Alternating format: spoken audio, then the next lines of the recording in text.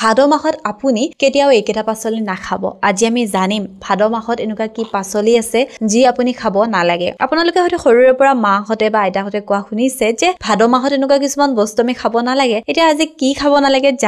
জানিব বিচাৰিলে ভিডিঅটো শেষলৈকে চাব আপুনি যদিহে আপোনাৰ ইউটিউব ফেচবুক অথবা ইনষ্টা লিগেল আৰু অৰ্গেনিক ভাৱে গ্ৰো কৰিব বিচাৰে আমাৰ লগত যোগাযোগ কৰিব আপুনি আমাৰ পৰা legal views legal subscriber legal followers গোটেইখিনি লিগেল আৰু অৰ্গেনিক ভাৱে ল'ব পাৰিব আমাৰ হোৱাটছএপ নম্বৰ 9864808721 এতিয়া আমি জানো বলকচোন ভাদ মাহতনো আমি কি খাব নালাগে আমি কি কৰিব নালাগে পাতযুক্ত পাচলি খাব নালাগে কোৱা হয় যে পাতৰ ৰোগ বৃদ্ধি হয় পিত্তৰস বাঢ়ি যায় আৰু বিভিন্ন ধৰণৰ বেমাৰ হয় সেই কাৰণে খাব নালাগে বুলি কয় দ্বিতীয়তে হৈছে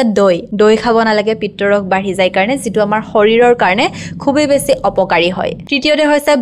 বেঙেনাত পোকে ধৰে আৰু ই আপোনাৰ গেছ বঢ়ায় বুলি কোৱা হয় চতুৰ্থতে হৈছে গুড় পেটৰ সমস্যা হয় লগতে আপোনাৰ কণ্ঠস্বৰ বেয়া হয় তাৰ পিছত হৈছে নাৰিকলৰ তেল ধাৰ্মিক মান্যতা অনুসৰি এই সময়ছোৱাত নাৰিকলৰ তেল খালে সন্তান প্ৰাপ্তিৰ পৰা বঞ্চিত হয় বুলি কোৱা হয় তাৰ পিছত খাব নালাগে তিলৰ তেল নহলে বেমাৰে লগ্নেৰে বুলি কোৱা হয় আৰু একেবাৰে শেষত মছলাযুক্ত খাদ্য খাব নালাগে গতিকে আপুনি যদি কথাবোৰ বিশ্বাস কৰে এই ভাদ মাহটো অকনমান এইখিনি বস্তু খোৱাৰ পৰা বিৰত থাকিব